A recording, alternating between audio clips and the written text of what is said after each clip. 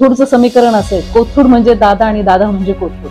समाजाच्या तळागाळातली नाळ काय आहे, त्यांची गरज काय आहे, त्यांचं म्हणणं काय आहे, हे दादांना खूप चांगल्या पद्धतीने माहिती होतं. त्यांनी कधीही खच्चीकरणाचं राजकारण केलं नाही. नरेटिव्ह सेट करणं हे विरोधकांचं काम आहे. नेतृत्व 5 स्टार कल्चर मधले दादा राजकारणी नाहीयेत. तर दादांनी एकही दिवस सुट्टी घेतली नाही. त्यामुळे जी व्यक्ती स्वतः 10x10च्या खोलीमध्ये वाढलेली होती. काय वाटतं कोथरूडमध्ये सध्या कशी परिस्थिती आहे? कोथरूडचं समीकरण असे, कोथरूड म्हणजे दादा आणि दादा म्हणजे कोथरूड. नक्की का? अगदीच. पण दादांची यावेळेस दादा बऱ्याच ठिकाणी असं बोलले की आम्ही निवडून येणारच, ते आम्हाला माहिती आहे, पण आम्हाला अधिक मताधिक्याने निवडून यायचं आहे. तर ते समीकरण दादा पार पाडणार आहेत, म्हणजे कसं जमणार आहे त्यांना, ते काय कसं होणार?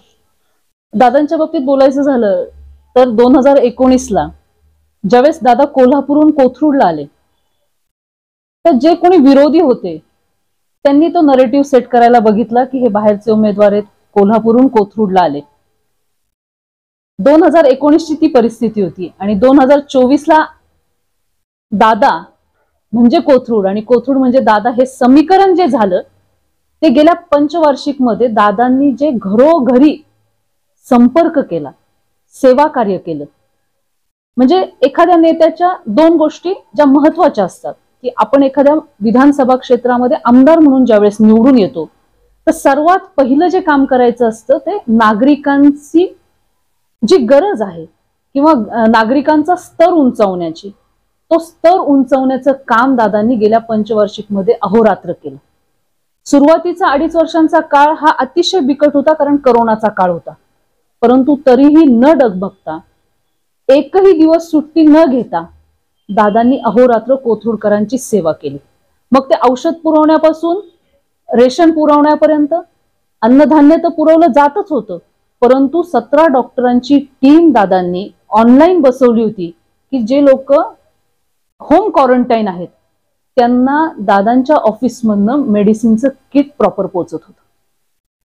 म्हणजे अशा परिस्थितीत करोनाचा अंदाज कोणालाच नव्हता, कशा पद्धतीने काम करायचं हे देखील माहित नव्हतं. परंतु अतिशय व्यवस्थितपणे कोथरूडमध्ये काम झालं.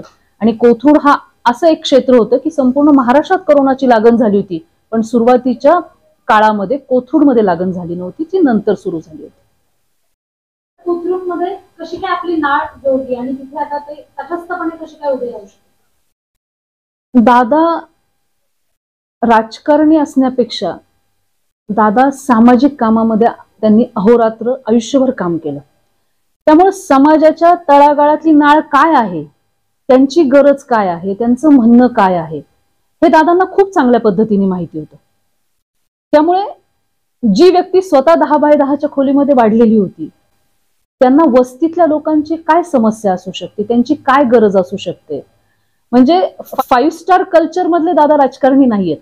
तर उलट ते कोथरूडचं भाग्य आहे की आज कोथरूडला एक राज्यसभेच्या खासदार मिळालेत, आज कोथरूडला केंद्रीय राज्यमंत्री मिळालेत, आणि दादांच्या रूपाने महाराष्ट्राचं सशक्तीकरण करणारं एक नेतृत्व. आणि दादा हे लोकनेते आहेत. त्यामुळे सर्वात आधी ज्यावेळेस दादा कोथरूडमध्ये आले, त्यांनी तळागाळातल्या लोकांशी संपर्क साधला, त्यांच्या गरजा काय आहेत. म्हणजे भाजपच्या भाषेत मध्ये बोलायचं तर अंत्योदय जे आहे ते खऱ्या अर्थाने जर सफल कोणी केलं असेल तर दादांनी कोथरूडमध्ये करून दाखवलं. सुरुवातीला त्यांनी मतदारसंघातल्या लोकांचं जीवनमान उंचवण्याचा प्रयत्न केला. म्हणजे मतदारसंघामध्ये समजा 30% असा भाग असेल की ज्यांची आर्थिक स्थिती ही बिलो पॉवर्टी लाईन असेल, तर त्यांना इतर समाजाच्या बरोबरीने कसं आणता येईल हा विचार पहिल्यांदा दादांनी केला. त्यांनी स्वतःच्या राजकीय स्थितीचा, पुढच्या करिअरचा विचार करायच्या आधी ज्यांच्यासाठी मला इथं पाठवलंय त्या जनतेचा पहिला विचार सुरू केला.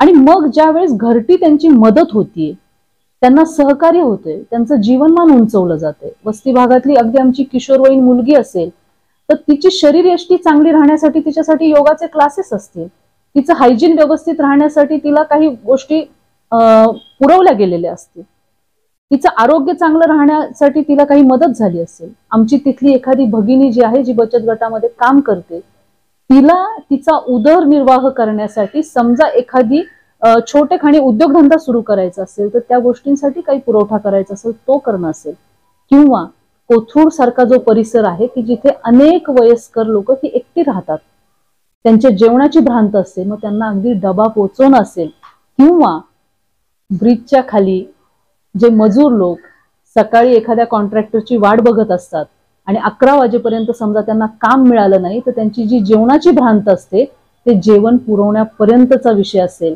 असा प्रत्येक स्तरातल्या लोकांचा त्यांनी विचार केला. मग मतदारसंघातला एखादा खेळाडू असेल, एखादा सायंटिस्ट असेल, त्यांची विचारधारा काय, त्यांच्याशी संपर्क साधणं असेल, किंवा सोसायटी भागातल्या लोकांचे विचार काय आहेत, किंवा मतदारसंघातले कलाकार जे ज्येष्ठ आहेत त्यांच्या मानधनाचं समजा कुठेतरी खंडित झालं असेल तर त्यांचा उदरनिर्वाह कसा चालत असेल, ह्या प्रत्येक स्तराशी दादांनी रोजच्या रोज संपर्क साधला. आणि अगदी खास अनुभव सांगायचा झाला, 2019च्या निवडणुकीनंतरचा पहिला दिवस असेल किंवा आजचा दिवस असेल, दादांनी एकही दिवस सुट्टी घेतली नाही. या कालखंडामध्ये किंवा कधीही ते वैयक्तिक ट्रिपला गेले नाहीत किंवा कधीही कोणत्या फॉरेन ट्रिपला देखील गेले नाहीत. त्यांनी संपूर्ण आयुष्य जसं समर्पित भावनेने जनतेची सेवा करण्यासाठी घालवलं तसंच त्यांनी गेल्या 5 वर्षामध्ये कोथरूडसाठी घालवलं. कोथरूड मतदारसंघामध्ये खूप कठीण होतं. पण आता पहिले जसा नेगेटिव्ह सेट केला गेला की दादा यांना बाहेरचं म्हणून त्यांना कोथरूडमध्ये उमेदवारी दिली, परंतु दादांनी ते इंद्रधनुष्य कसं केलं, कारण कोथरूडमध्ये गरीब आहेत, मिडल क्लास आहे, हायर क्लास आहे, वाढती गुन्हेगारी पण आहे. मग या सगळ्या गोष्टींशी दादांनी कसं कनेक्ट करून दिलं? नेतृत्व त्याचा एक जो स्वभाव असतो ज्याला आपण सर्वसमावेशक म्हणतो, आणि तो जर खऱ्या अर्थाने लागू कोणाला पडत असेल तर तो दादांना होतो. म्हणजे अगदी एखादा छोटा मुलगा जरी त्यांना समोर दिसला तर त्याच्याशी कसं बोलायचं, त्याच्याकडनं काही गोष्टी की त्या जनरेशनला काय हव्यात. 80 वर्षाची एखादी व्यक्ती असेल तर त्याची अपेक्षा काय आहे. म्हणजे आपण जे म्हणतो की एखाद्याला आर्थिकच मदत लागते असं नाही, नेतृत्वाने त्या भागातल्या लोकांना समजून घेणं, त्यांच्याशी कम्युनिकेशन ठेवणं, म्हणजे गरीबातल्या गरीब व्यक्ती जरी समोर आला तर त्याच्या खांद्यावर हात ठेवून त्याची विचारपूस करणं, आणि नुसतीच विचारपूस न करता त्यांना जी गरज आहे ती त्याच्यापर्यंत पोहोचवणं, हे दादांनी जे काम केलं त्याच्यामुळे आज 5 वर्षानंतर असं झालंय की जे लोक म्हणत होते दादा कोल्हापूरहून आले, जे 4-5 लोक म्हणत होते, परंतु आज कोथरूडची जी लाखो जनता आहे त्यांना हे कळलं नाही की दादा कधी कोथरूडमध्ये आले आणि कधी कोथरूडकरांचे झाले. बऱ्याच वेळेला असं होतं की दादांना पक्षामध्ये बराचसा विरोध, आंबेडकरांचं उदाहरण तर अगदी निवडणुकीच्या आधीच आपल्याला दिसून दादांनी त्यांचं मत परिवर्तन केलं, परंतु बऱ्याच पक्षांतर्गतही त्यांना विरोध आहे असं समजतं.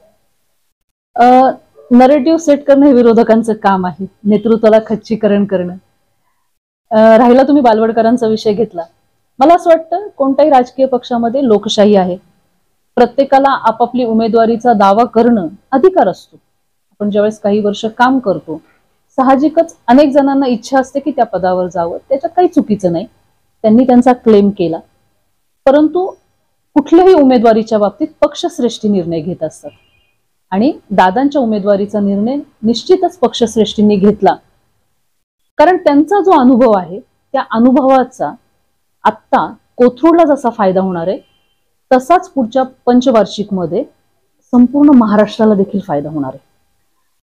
दादा उच्च व तंत्र शिक्षण मंत्री आता ह्या टर्म मध्ये असताना त्यांनी सगळ्यात महत्वाचा निर्णय, म्हणजे ज्याला ऐतिहासिक निर्णय म्हणावा, की मुलींसाठी त्यांनी उच्च शिक्षण मोफत केलंय. म्हणजे येणाऱ्या पिढ्यांना किती मोठा फायदा होणार आहे. हा निर्णय घेताना दादांचा राजकारणातला जो 30 ते 40 वर्षांचा अनुभव आहे तो काम येतो, आणि राजकीय क्षेत्रामध्ये अनुभवी व्यक्तींची गरज असते राज्याला पुढे नेण्यासाठी. त्यामुळे मला असं वाटतंय की निश्चितच पक्षश्रेष्ठींनी तो विचार करून परत दादांना कोथरूडमध्ये आणलं. एक दादा तुमच्या पक्षामध्ये आल्यामुळे, पक्षामध्ये म्हणजे आपली माहिती झालेली आहे, त्यामुळे 2 दादांचं पारडं अगदी खूप जड झालेलं आहे. आणि नेहमी महाराष्ट्रामध्ये या 2च दादांची चर्चा असते, त्यामध्ये चंद्रकांत दादांची का कायम चर्चा होते? चंद्रकांत दादा 80% समाजकारण करतात आणि 20% राजकारण करतात. कधी कधी प्रश्न पडतो ह्या 20% तरी राजकारण ते करतात की नाही. कारण कार्यकर्त्याला देखील मोठा करणारे हे दादा आहेत. म्हणजे दादांचे दोन अर्थ, दादा या शब्दाचे दोन अर्थ होतात. परंतु घरातला जो मोठा दादा असतो ते बिरुद चंद्रकांत दादांना लागू पडतं. कारण ते फक्त स्वतःचा विचार करत नाही, कदाचित ते स्वतःचा विचारच करत नाहीत. त्यांच्या आजूबाजूला असलेले कार्यकर्ते असू देत, पदाधिकारी असू देत, त्यांचं स्किल काय आहे, त्यांना मी राजकारणात त्यांच्या त्या स्किल प्रमाणे कसं मोठं करू शकतो. म्हणजे त्यांनी कधीही खच्चीकरणाचं राजकारण केलं नाही. त्यामुळे अजात शत्रू हा जो शब्द आहे हा दादांना लागू पडतो. कितीही लोकांनी विरोध जरी करण्याचा प्रयत्न केला तर मला असं वाटतं त्यांचा जो देण्याचा, दातृत्वाचा स्वभाव आहे त्याच्यामुळे दुश्मन देखील नतमस्तक होईल असं त्यांचं व्यक्तिमत्व आहे. कोथरूड कायमच राजकारणाच्या संदर्भात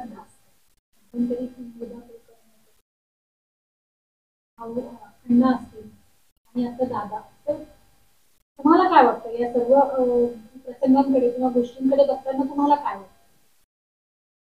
एखाद्या विधानसभा क्षेत्रामध्ये मल्टिपल नेतृत्व असणं वाईट नाहीये. प्रत्येक जण आपापल्या मेरिट प्रमाणे मोठं होत असतं. म्हणजे माजी आमदार मेधाताई असू देत, मुरलीधरजी मोहोळ असू देत किंवा दादा असू देत.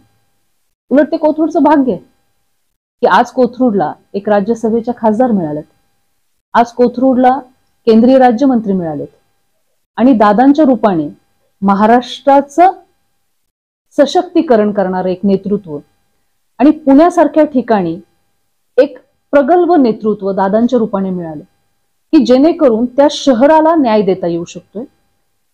जे त्यांच्यापेक्षा वयाने कमी असतील, अनुभवाने कमी असणारे जे नेतृत्व आहे त्यांना दादांच्या अनुभवाचा फायदा होतोय. आणि दादा हे एक असं व्यक्तिमत्व आहे की सर्वांना मोठं करणार आहे. जिथे कुठेतरी कमी पडते तिथे दादा पोहोचतात. कुठलाही मतदारसंघ असो, म्हणजे ते फक्त कोथरूड पुरता विचार करत नाहीत. शिवाजीनगर असू दे, कसबा असू दे, पर्वती असू दे, खडकवासला असू दे, जिथं जिथं गरज आहे तिथे दादा पोहोचलेले आहेत. आपण असं म्हणू शकतो का की कोथरूड मतदारसंघामध्ये दादा हे दादा झालेले आहेत असं आपण म्हणू शकतो? मगाशी म्हटलं की दादा या शब्दाचा जो अर्थ आम्ही लावलाय आमच्या कुटुंबातला, कारण कोथरूड भाजपा असेल किंवा एकंदरीतच भारतातला भाजपा जो आहे आम्ही परिवार म्हणून मानतो. त्यामुळं निश्चितच कोथरूड सोडा, पूर्ण महाराष्ट्रासाठी, भाजपच्या परिवारासाठी आणि जनतेसाठी दादा हे घरातले मोठे बंधू म्हणून जे दादा असतात त्याच भूमिकेमध्ये काम करतात. कोथरूडकरांना 20 तारखेसाठी काय आव्हान? कोथरूडकर सज्ज झालेले आहेत. कारण कोथरूडकर हा एक सुज्ञ वर्ग तिथे राहतो. म्हणजे पुण्याचा ब्रेन कोथरूडला राहतो. जिथे म्हणजे संस्कृती जिथे वास करते. आणि कोथरूड हे असं आहे की तो विचाराकडे बघणारा व्यक्ती आहे. नेतृत्व कोणत्या जातीचं आहे, कोणत्या पक्षाचं आहे ह्याच्याकडे न बघता त्याचा विचार काय आहे.